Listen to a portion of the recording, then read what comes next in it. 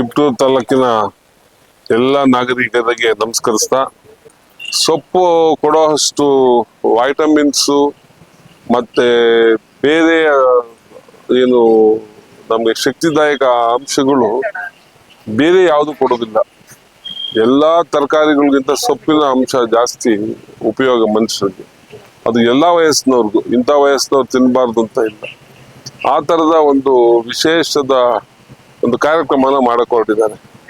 ನಾವು ನೋಡ್ತಾ ಇದ್ದೀವಿ ಸಿರಿಗಂಧ ಗುರು ಅವರು ಇದೊಂದೇ ಅಲ್ಲದ ಕ್ರೀಡೆ, ಹಳೆಯ ಒಂದು ಆಟಗಳು, ಹಳೆಯ ಕೆಲವು ಆಹಾರ ಪದ್ಧತಿಗಳು, ಮತ್ತೆ ಬೇರೆ ಬೇರೆ ಸಂದರ್ಭದಲ್ಲಿ ಏನ್ ಹಿಂದ್ಲವರೆಲ್ಲ ಬರ್ತಿರುವಂತ ಬೇರೆ ಬೇರೆ ವಿಚಾರಗಳನ್ನು ನೆನಪಿಸೋ ಕಾರ್ಯಕ್ರಮ ಮಾಡ್ಕೊಂಡು ಒಳ್ಳೆಯ ಉದ್ದೇಶಗಳು ಏನು ಹಿಂದಿನ ಪೂರ್ವಜರು ಮಾಡಿದ್ರು ಅದನ್ನು ಇವತ್ತು ನಮ್ಮ ಜನಕ್ಕೆ ಕೊಡೋ ಪ್ರಯತ್ನ ಮಾಡ್ತಾ ಇದ್ದಾರೆ.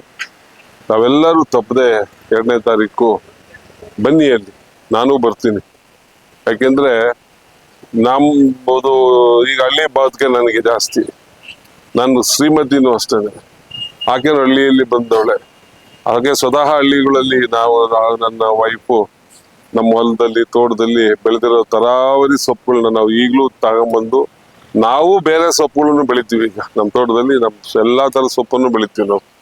ಅದು ಮೆಂತ್ಯ ಇರ್ಬೋದು, ಅರಿವೆ ಸೊಪ್ಪು ಇರ್ಬೋದು, ದಂಟಿನ ಸೊಪ್ಪು ಇರ್ಬೋದು, ಕೊತ್ತಂಬರಿ ಸೊಪ್ಪು ಇರ್ಬೋದು, ಸಬಾಕ್ಷಿ ಸೊಪ್ಪು ಇರ್ಬೋದು. ಇದನ್ನ ರೆಗ್ಯುಲರ್ ಬೆಳಿತೀವಿ. ಅದಲ್ದಲೆ ಹೊಲದಲ್ಲಿ ಅದಾಗೆ ಸ್ವಾಭಾವಿಕವಾಗಿ ಬೆಳೆದಿರುವಂತ ಎಣ್ಣೆ ಸೊಪ್ಪಿಂದ ಹಿಡಿದು ಇನ್ನು ಕೆಲವು ಹೆಸರುಗಳು ನನಗೆ ಜ್ಞಾಪಕ ಇಲ್ಲ, ಅವೆಲ್ಲಾನು ತಗೊಂಡ್ಬಂದು ನಾವು ಮನೇಲಿ ಬೇಯಿಸ್ಕೊಂಡು ತಿಂತೀವಿ.